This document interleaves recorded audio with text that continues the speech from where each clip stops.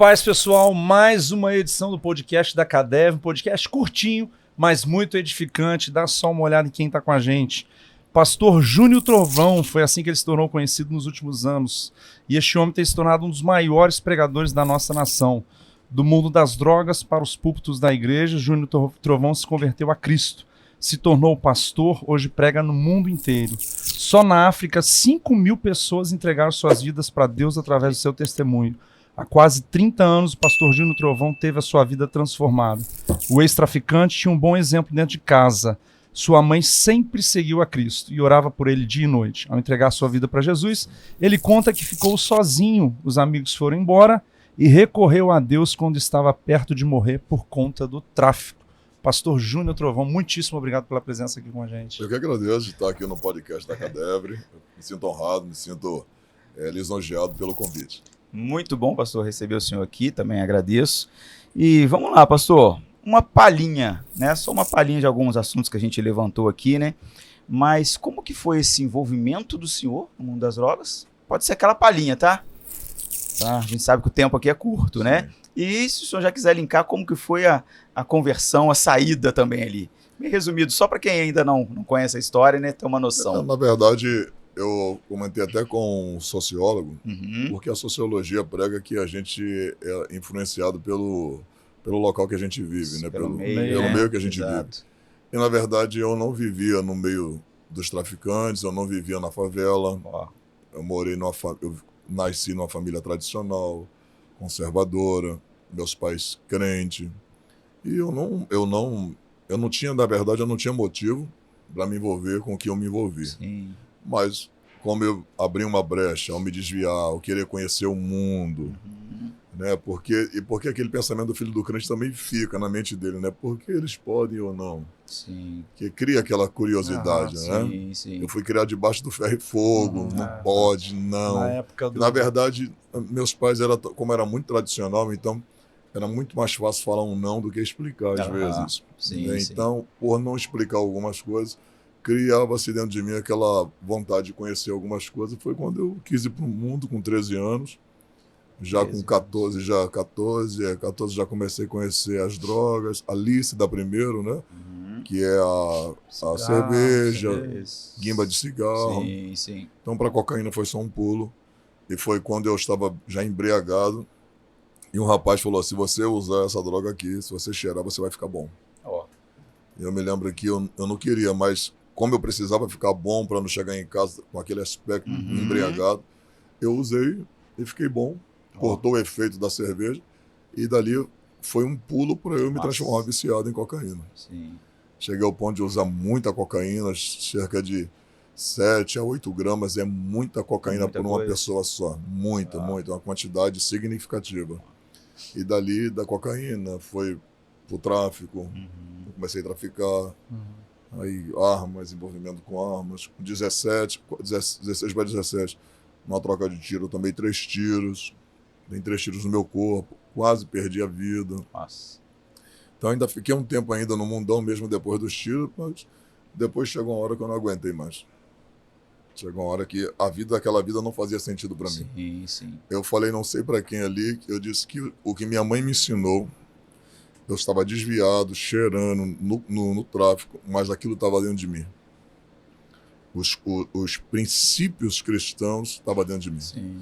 Eu não zombava do evangelho, eu não gostava que ninguém falasse mal do evangelho perto de mim, de pastores. Então os princípios estavam dentro de mim e havia um temor dentro de mim. Sim. Quantas vezes eu com o nariz sangrando, cheio de cocaína, eu cantava louvores. Sim. Então, e foi assim, e a forma como Deus me salvou foi muito peculiar. Sim. Isso já com quantos anos, pastor? Eu já estava com 20. 20 anos. Foi muito peculiar porque a gente sabe que todo culto tem uma liturgia. E liturgicamente, a gente só pode dar oportunidade para quem é crente, para quem é batizado, quem é membro. Então, essa é a liturgia da igreja. E eu cheguei na igreja para visitar, fui pagar uma promessa que eu fiz a um amigo, de um dia prometi que eu iria no culto com ele. E assim, não promete nada crente que ele vai te cobrar. E ele me cobrou muito tempo. Mais de quase 2 anos. Então, no dia que eu fui, foi o dia que Deus preparou algo muito especial para mim, porque a igreja estava lotada, uma Assembleia de Deus, tinha umas 300 pessoas. Aonde era? Lá em Comendador Soares. Comendador Soares. Ele, o pastor Jonas Baraquias, que hoje é meu amigo, ele falou, ele me apresentou 8 horas, 8h20 ele falou assim, Júnior, fica de pé. Falei, ele é. Ele, você crê que Deus fala com o homem? Eu falei, creio. Fiz assim. Ele disse, então Deus está mandando você vir aqui na frente para cantar um hino para a gente tirar a oferta. Eita. A partir daquela atitude dele, eu quis voltar na próxima quinta. Nossa. E era a época do playback, do cassete. Sim, eu escutava a Rádio Melodia. Eu também saí dali. Sexta-feira cheirei, sábado cheirei, domingo cheirei. Fiz o que tinha que fazer. O senhor lembra qual música o senhor cantou? Quebra minha vida,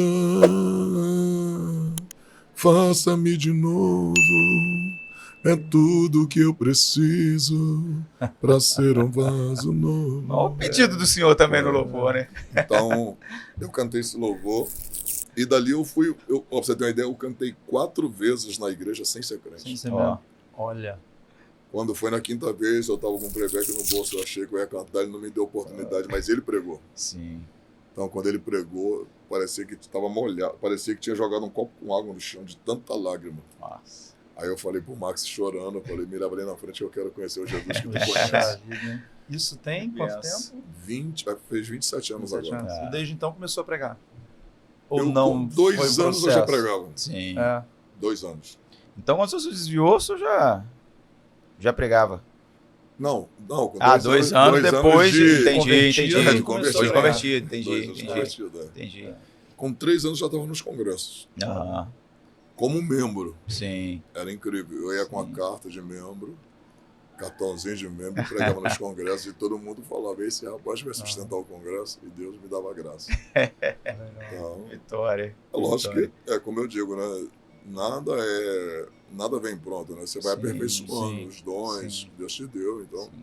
Mas desde daquele dia, e assim, muito interessante porque eu cheirava muito e quando eu entreguei minha vida para Jesus, eu fui livre. Eu fui livre automaticamente. Eu nem a cocaína que tinha lá em casa eu quis usar. Sim. Joguei fora. Sim. Então foi maravilhosa a transformação e eu estou aí até hoje, para a glória de Deus. Direta, instantânea mesmo, né? Firme até hoje. Sim. Só registrar que tá firme mesmo, porque já são quase 1h da manhã, ele tirou foto com, sei lá, umas 200 pessoas que passaram ali, não é possível. Eu brinquei com ele e falei assim, pastor, com todo respeito, imagina se o senhor fosse bonito, hein? Que foi cada um só. Brincadeira, mas assim, eu queria registrar, é muito legal, é bonito ver o carinho que as pessoas têm com o senhor, né, pastor? Criança, idosos. Que é por onde passa é assim, né, pastor? Pelo visto, é bom frisar que eu fico impressionado, eu falo com a minha esposa. Criança e adolescente. Muito. Para mim está sendo maravilhoso, porque é uma geração que o diabo tenta atingir muito. Verdade.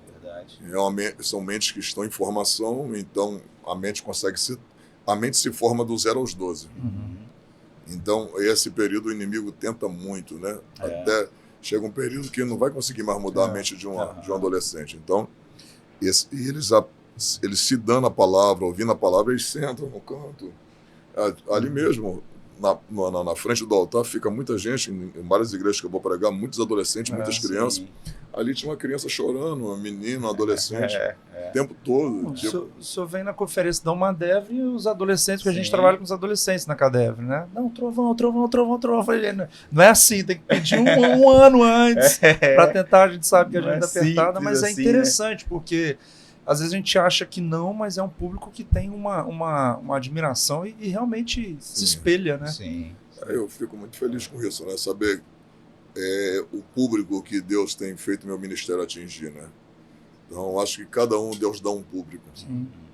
Então, eu estou muito feliz pelo público que Deus me deu, que ama assistir aquilo que Deus tem me dado. Então, tem alguns pregadores que Deus vai dar um outro tipo de público para eles. Sim.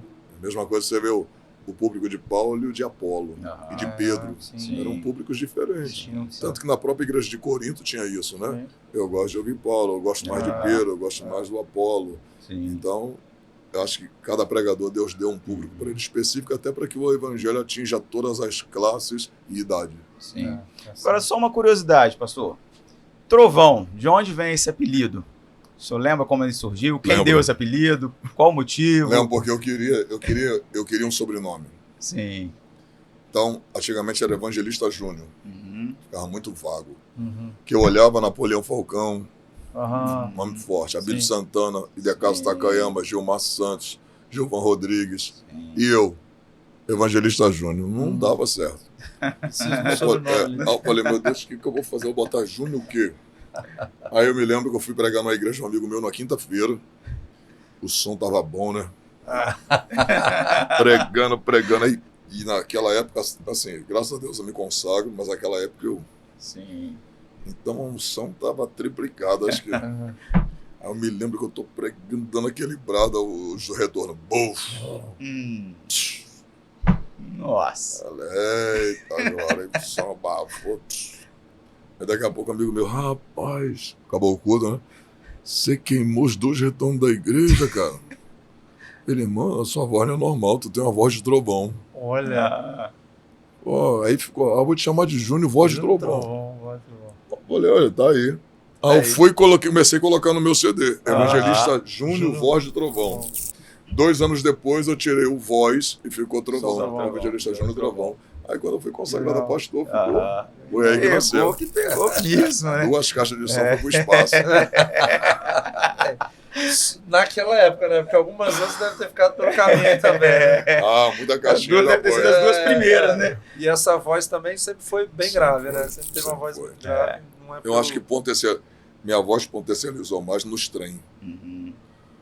Eu, durante mais de 5 anos, como eu trabalhava, eu abri um culto 6h45 da manhã em Nova Iguaçu, no Comendador Soares, e até a Central do Brasil pregando. Aí pegava o trem voltando 15 para as 6 e vinha até Comendador Soares pregando também. Então, eu fiz isso durante muitos anos no Gogó. Então, potencializou meu pulmão, minhas cordas vocais. Verdade. E aí ajudou muito. Mas a voz sempre foi assim. Às vezes eu tento dar uma amenizada para falar, para ver se as pessoas me entendem, né? De manhã. De manhã, então. De manhã é difícil, de manhã é difícil. Mas é bacana que é um time marcante, né? Onde ouve, sabe que é o pastor Júnior Trovão. Porque na verdade fica aquela incógnita. É a voz dele? Aí tá forçando, não acredito que é ele. Aí depois... Não, algumas pessoas falam, será que a voz é assim? Não, mas percebe que até pela conversa não tem como, né? Não, mas dentro do departamento de mídia mesmo, no dia que o senhor teve lá na igreja, na Cadev, eu vi gente falando, a voz dele é assim mesmo, porque ele já chega falando assim, eu vi no corredor falando assim, porque tem muito disso, né? Técnica ali, tem gente que às vezes muda a voz na hora que pega o microfone, né? Senhor, não. É bacana. Dioguinho. Pastor, o tempo é curto, a gente realmente tinha muita coisa para falar. Muita coisa bacana. Eu acho que assim, só uma palhinha, pastor. Sim. Hoje a gente está gravando o último podcast aqui no 28º Congresso de Missões da Cadev, né? O senhor participou aqui com a gente hoje, né? Trouxe uma palavra abençoadora para o povo. E assim, eu queria que o senhor deixasse para o nosso público, né, só a importância, pastor, desta obra missionária. Aquela palavra assim curta, mas de conscientização mesmo, porque a gente ainda enxerga muitas pessoas que ainda não têm essa conscientização, né? Nós conversamos aqui com vários missionários, nós temos, né, eu falava sempre mais de 300, mas já falaram aqui que são mais de 400 missionários agora espalhados pelo mundo todo, digamos assim, né, daqui da nossa Cadev, e infelizmente ainda tem muita gente que não enxerga essa real importância desse trabalho. Né? Assim como a real importância de um evento como esse, né? Que passa pela angariação de fundos também, né? Da parte financeira, a gente precisa disso para sustentar todas essas pessoas durante o ano. Aquela palhinha bem rápida a respeito disso. Qual a visão do senhor a respeito disso, pastor? O ID, ele tá, na verdade, se a Cadev hoje existe, parte daquela igreja primitiva lá de Atos. Sim. Isso vem se estendendo até os dias de hoje. Mas esse ID, ele está seguido de uma igreja com poder, uma igreja assistência, que dá assistência ao órfão, à viúva, uma assistência alimentar também, porque se você for ver lá em Tiago dizendo Se for evangelizar alguém e este te pedir pão, tu vai dizer o quê? Vai em paz? Então você vê que a própria evangelização ela precisa também de uma assistência alimentar. E você vai alimentar a alma dela com a palavra, mas o corpo sente tem fome. Então, e com a parte financeira. O ID, quando começou em Jerusalém, ID por todo mundo, pregando o evangelho em Jerusalém, Judéia, Samaria, até os confins, a deslocação precisava de recursos. Sim. E a igreja realmente ela ajudava os apóstolos a se locomoverem através do recurso financeiro. Então, a igreja precisa do poder, ela precisa também do alimento e ela precisa dessa parte financeira que é extremamente importante para que o ID possa ser mantido e os que estão no campo também possam ser mantidos e assistidos, né? Sim. Então, é muito importante isso. E saber que as pessoas que fazem missão também, isso é muito importante, não é só aquelas que vão. Exato. Mas as que oram e aquelas que contribuem. Então, é muito importante. Eu sou fruto de evangelização, eu sou fruto da palavra de Deus. Qualquer pregador, você está na rua, ele está evangelizando, ele está fazendo missão. Ele está fazendo uma missão local, ele está fazendo uma missão no seu bairro. Então, seja ele fora ou dentro, ele está fazendo missão. Então, eu acho que independente do lugar, isso aqui é muito importante. Isso aqui é muito importante de a gente frisar. Eu sempre digo que o campo missionário não é o lugar em si. Uhum. Vamos à África, mas o que é a África sem os africanos? Sim. O que é o Nordeste sem o nordestino? Exato. O lugar para nada serve se lá não tiver pessoas. Uhum. Então, o campo missionário mesmo é uma vida que não tem Jesus. Sim. Embora existam lugares muito precários, mas se a gente olhar ao nosso redor, tem gente tão necessitada quanto aqueles que estão longe. Então, a igreja precisa fazer essa estratégia que Cristo deu. Jerusalém, Judéia, Samaria, até os confins. Então, vem varrendo. Sim. Não pode deixar essa brecha aqui. Sim. A igreja precisa fazer isso aqui. Abraçar todo mundo. Entendeu? Não adianta a gente cuidar lá e ter um déficit aqui muito grande. Então, mas a CADEPRE está aí, mais de 400 missionários, está fazendo a parte dela. E isso tudo se deve com a ajuda também dos irmãos, né? Que foi feito hoje aí também. Sim. Acho que foi tremendo. A igreja, forte, a igreja entendeu. Então, verdade. É isso. Pastor, muitíssimo obrigado, né? Esperamos que no futuro não tão distante o senhor retorne aqui novamente. Com certeza. Muito bom, sempre muito edificante receber. E queria registrar mais uma vez um obrigado em nome de todos os irmãos que tiveram o prazer de estar com o senhor ali, recebendo um abraço, né? Tirando uma foto. Isso realmente representa muito para muitas pessoas, né? Que Deus abençoe e renove suas forças, né? Obrigado. Eu agradeço. Agradecer também ao pastor Rinaldo, nosso pastor presidente. Sim. Fiquei feliz pela receptividade ao nosso pastor, em todos. Obrigado mesmo, a gente espera retornar a CADEPRE o mais rápido possível. Amém. Pessoal, é isso então, muito obrigado pela audiência e eu peço sempre, é claro, que vocês curtam e compartilhem os nossos conteúdos para edificar a maior quantidade possível de vidas que a gente conseguir através desses conteúdos aqui, tá bom? Dá estrelinha, joinha, tudo que tiver aí direito. Por favor, colabore conosco. Deus te abençoe e até o próximo episódio. Valeu!